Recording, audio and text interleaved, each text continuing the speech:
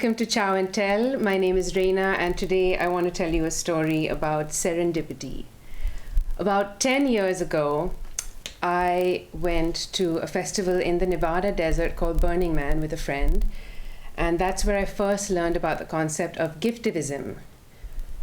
Giftivism is a concept in which you give something to somebody or many people with no expectation of return.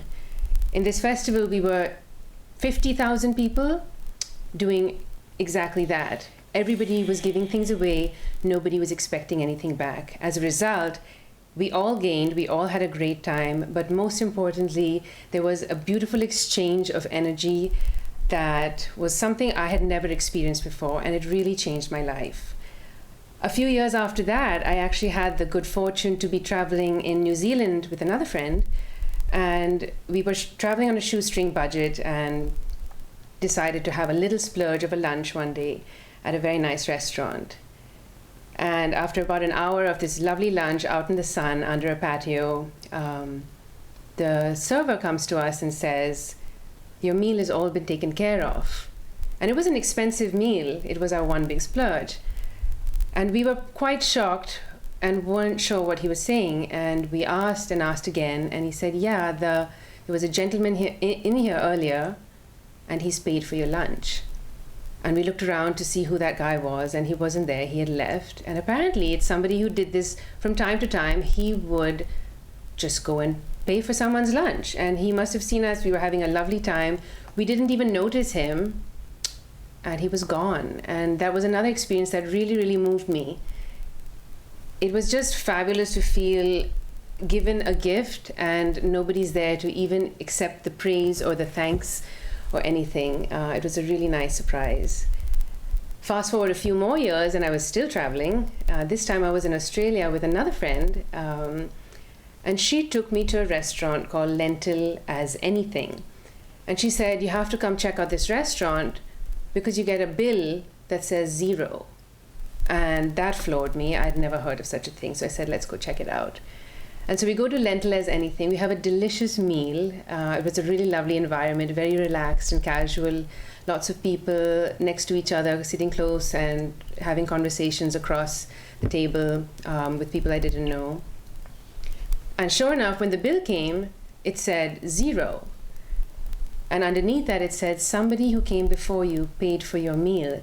And if you'd like to, you can pay something for the next person that comes after you." And that was just an incredible experience.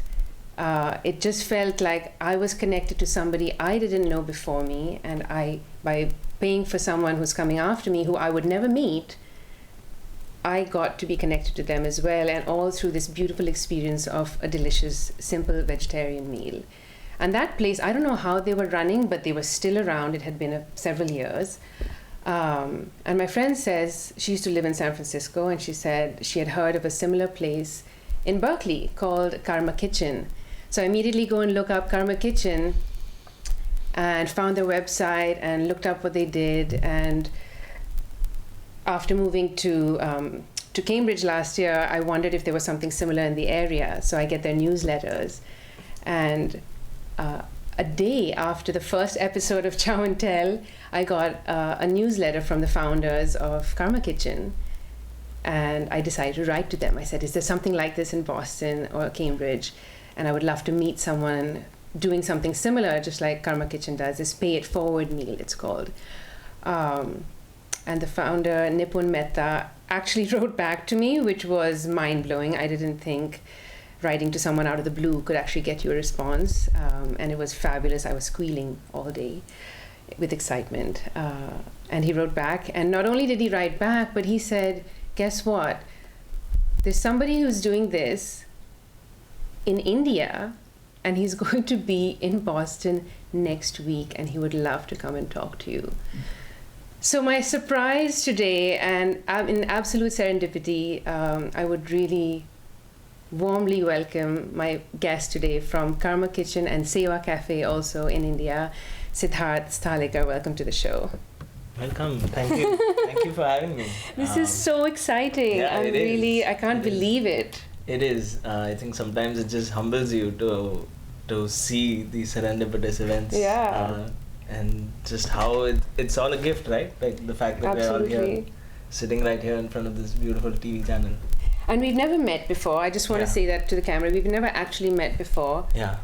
But we also found out that we have an aunt in common. This is another, and that I've taken art classes with your mother-in-law. And we have friends and in we have common. Friends in common. And what are the odds? Apparently 100%, because it's happening right here, right now. And that's pretty awesome. It's special. Yeah. So what brings you to Boston? My sister. So my sister's based in the Boston area, in Worcester. Mm-hmm. And so last month, my family planned this whole trip around her daughter's second birthday. Oh, wow. And so since I was in Worcester, a few people I knew asked me to come over to New York, and since I was in New York, a few people said, why don't you come over to DC for a couple of gatherings and talks. A few people said, since you're in the US, why don't you come over to the West Coast? So it's snowballed into the 6-month adventure across. Oh, I didn't realize it was 6 weeks. Sorry, 6 weeks. That's a long time. 6 weeks is still long. 6-week adventure. And you were saying you've been in a different home pretty much every day. night. Yeah, every night. That's what I was sitting down today and thinking about it. And I think for the last 20 or 25 days, it's been a new home every night. So how fabulous. It feels like I'm just being held by the generosity of so many people. That's amazing. And what can you tell us a little bit about the kind of gatherings and the work that you're doing that allows you to have this beautiful nomadic experience? I see a lot of interest in this country, especially over the last few years, in these kind of areas. The words like community, gift, I think have drawn a lot of attention, especially over the last couple of years. And I think a lot of people are really exploring, and more than anywhere else I see in the world, I think America really is exploring these new paradigms, new ways of living, which allow us to coexist and to practice interbeing as opposed to separation. So I'm really touched by all the communities I've been visiting. I feel very blessed to have the kind of conversations that I did and to be hosted in so many beautiful circles every day. I mean, I'm just so grateful that you're here and took time out of such a busy schedule to come all the way here and be on the show and just saying yes. I think there's something intrinsic in this kind of way of being where you say yes and you open yourself to all kinds of possibilities and to strangers who are just friends who've never met yet, who've met now. It's just that coming together has been already such a fabulous experience. I mean, we talked on the ride over and so many commonalities. Tell me a little bit about Seva Cafe and Karma Kitchen and how you got into that connected and how it's working in India also. I'm curious about that. Wow. So in India, the Seva Cafe is a restaurant that's been running for the last 8 years. And every day, volunteers come to the space and decide to cook, clean, take people's orders, wash dishes, and run the restaurant. And the guests who walk in are told this meal is being offered to you as a gift, and what you offer allows us to continue this chain of generosity every day. And it sounds really crazy because traditional paradigms of the world as we know it today would say that's crazy, and that's what I thought too when I first visited. Because my background was in extremely capitalistic situations, and I spent a lot of time on the trading floor. But spending time on the floor at Seva Cafe allowed me to experience what it means to take that leap of faith into trusting others, into actually looking at them and saying, this is a gift and I trust that what you offer will allow us to continue this. That is such a huge leap, and I'm wondering if you can talk to that. I'm really interested in that change, that from going from a very, I mean, it's an entire shift of attitude and headspace and almost like a inner space shift, I'm guessing, to go from the hardcore corporate world into absolute trust. It's like jumping off a cliff and knowing that you'll be okay. I don't know. Maybe you can speak to that change in you. Yeah. What caused that? I would say it's gradual, and I think a lot of people have almost celebrated this leap in my life. You see a lot of articles talking about the analyst who sold his Ferrari, or like Siddharth has made this big leap and now he's saving the world. I don't think it's like a little switch where you can just say, okay, now I'm from banker to saving the world. I think it's a very, very gradual process, and I see that process manifesting even today. But there have been moments that allowed me to experience this. I remember I had decided to leave my older environment, my workplace, and my wife and I had decided to travel quite a bit to explore different communities, explore different non-profits around the country, around India. And I remember at that point I had come across Gandhi's book, his autobiography, The Story of My Experiments with Truth. And up until then, I was 29. For the first 29 years of my life, I'd never really explored Gandhi. I'd pretty much rejected his philosophies. But I remember reading the book and being very moved by his authenticity and his commitment to his journey.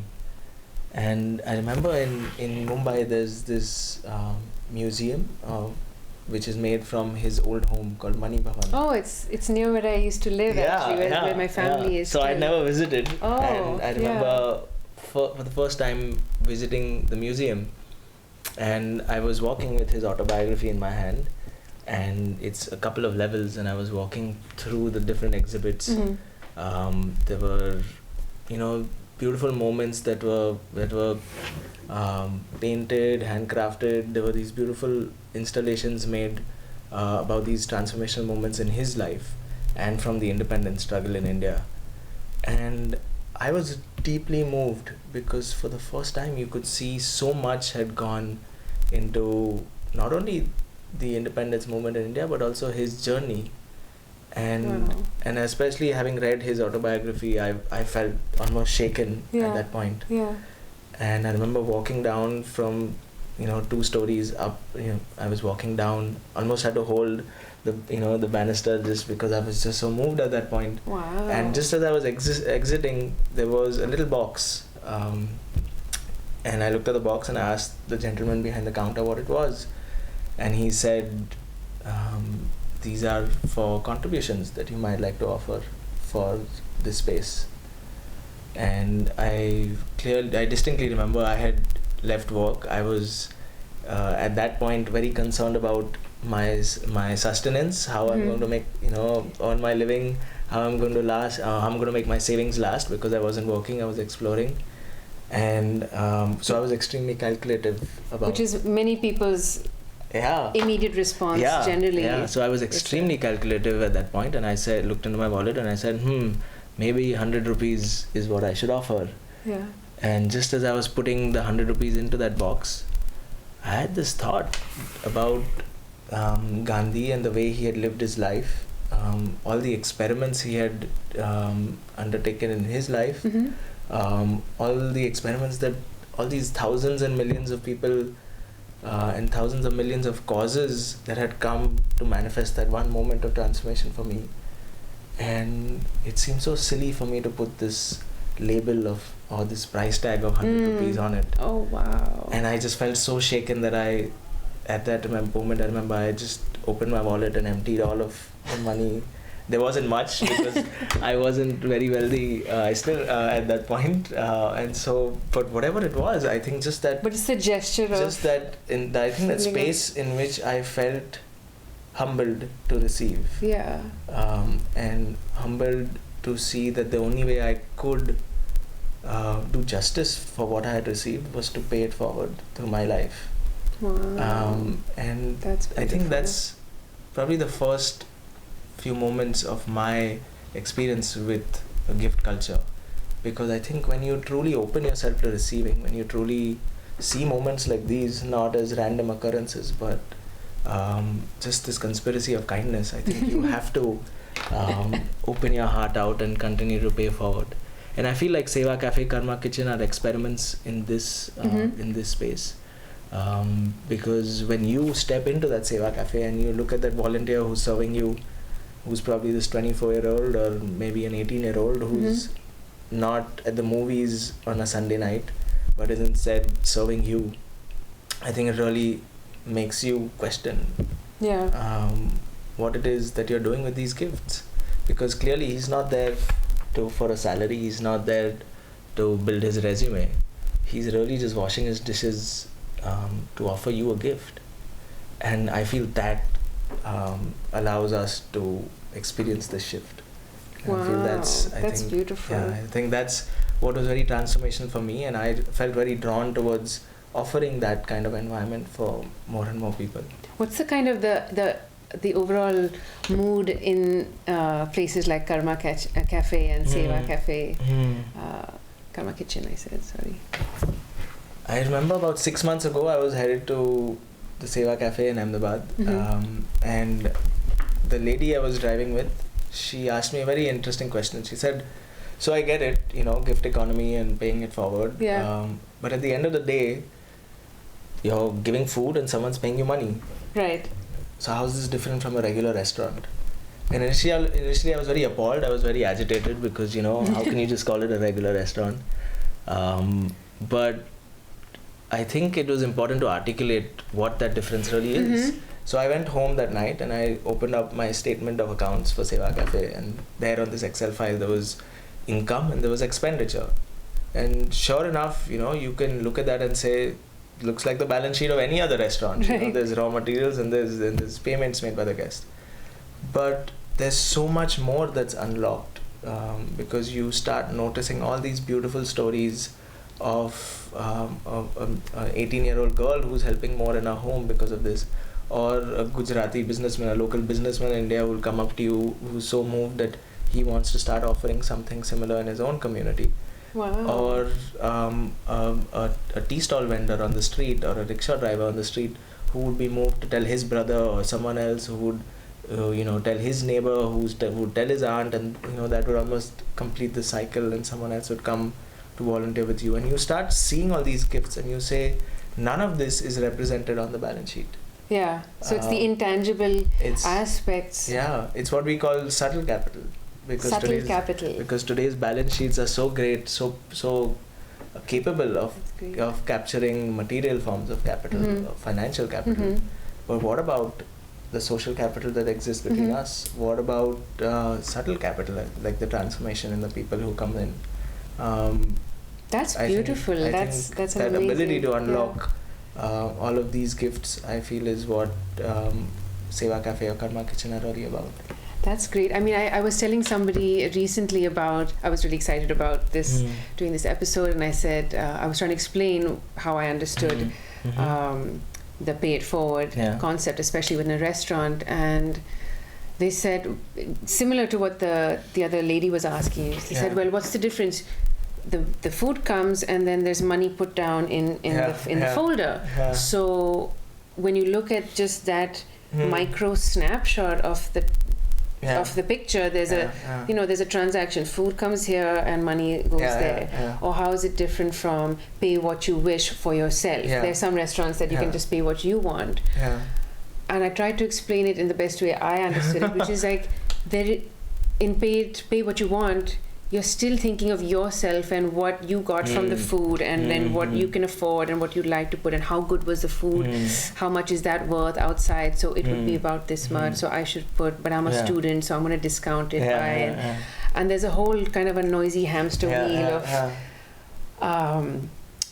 of thought process that happens. And in my experience with the Pay It Forward restaurant, it was much more a feeling of abundance and of a desire to make someone else allow someone else to have a nice meal just like you did. So that connection of I'm going to hold, somebody held my hand on this side and I'm going to hold somebody else's hand. It forms this daisy chain of Pay It Forward. Was the difference that's not captured in that transaction of food and money. Wow, that's extremely well put. We need to get you on the floor of a karma kitchen or Seva I Cafe. would love to come.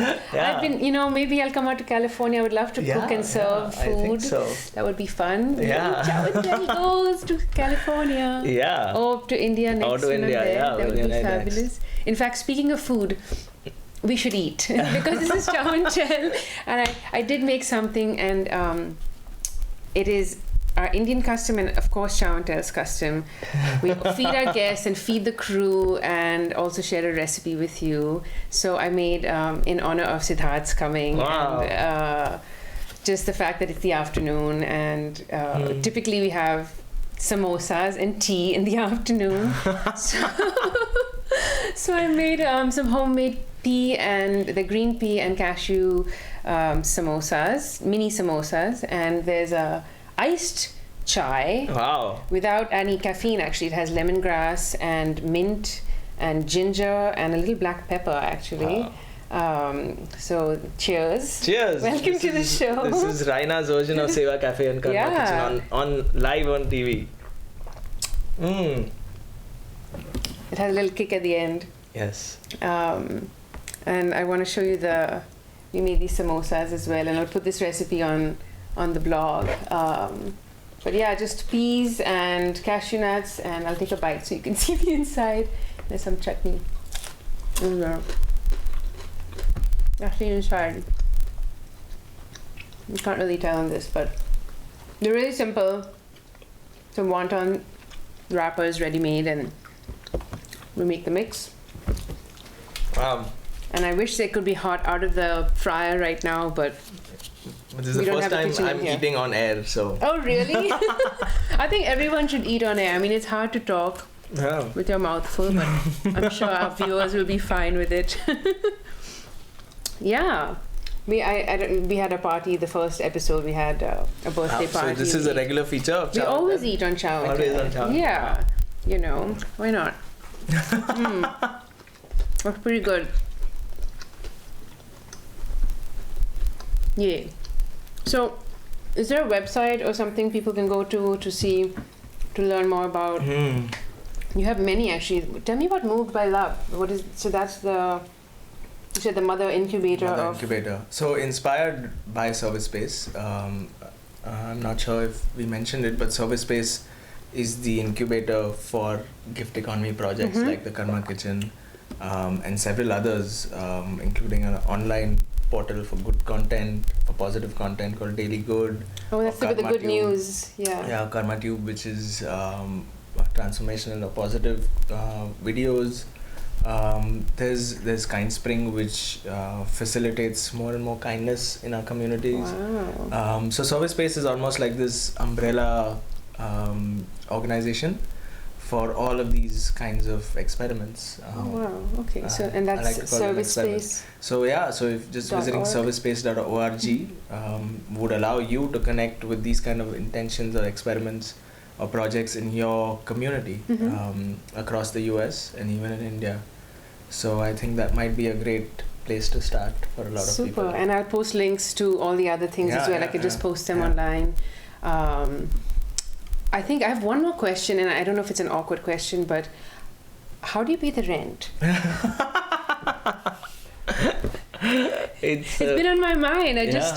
Because unless everyone is in on this and the whole world is in on the gift economy thing, I know I've had landlords at my door saying we need the rent. So to start out, I don't have an answer. It's not figured out yet. It's a process. But what I have learned is that there's almost 175 hours. My maths isn't that great, but 175 hours in a week. And so while I may not spend all of my waking hours on Seva Cafe or living in the gift economy, I think my heart is opened to the power of just doing things in small but beautiful ways. So even if it means going to a Seva Cafe once a week, I think just to understand the importance of that in our lives, because while we dedicate a lot of our lives to building material capital, I think places like Seva Cafe nourish our subtle capital. So even if I might be at a full-time job, can I maybe serve in my community in small ways. It need not even be a Seva Cafe. There have been times when a bunch of us have just gone in the streets and put up a little stall with food and lemonade and said, this is a gift from That's people. Great. So I think it doesn't even take infrastructure like a restaurant. It doesn't even take a regular project like the Seva Cafe. Wow. Just small things. I know a few friends in California who sometimes will just head out on the street with a big poster that says smile and free hugs. And that's their offering for the day. And I feel it isn't always a conflict with paying the rent, because I think in the long term it actually builds so much for you, and you receive so much that it actually helps you realize that you're far more wealthy than you originally thought. So that's beautiful. I think that's a really helpful way, I think, for people who are maybe thinking about saying that this is a beautiful thing, the Karma Cafe, Karma Kitchen or Seva Cafe, but it sounds like a huge leap to completely drop everything and do that. But you're saying there's a way to incorporate that into even default life, and it might just take over your life the way it did. It seems like I liked your story about how it's gradual, because now when I think about it, my experience also has been over the course of 10 years and probably more, but that I can recall. It's bits and bits and bits that cumulatively start adding up. Each drop makes the ocean. That's great. Well, I want to thank you so much for being on the show, Siddharth. It's really wonderful. Let me give you a hug. Wow. This is great. Wow. I have a little offering for you. Maybe doing it on air. So there's a little organization in Ahmedabad that works with some of the slum women, and they make a lot of products, and they had a lot of waste fabric, and so they made these little hearts out of the waste fabric, and they came over to us and said, Siddharth, my God, why don't you offer this as gifts? That is wonderful. Thank you so much. Look at my little heart. That's awesome. Thank you so much. Thank you. Thanks for being on the show. You can catch this show and recipes and stories and all the links that we talked about today on www.kitchenintuition.com. Thanks for watching, and see you next time. Bye. We're going to eat now.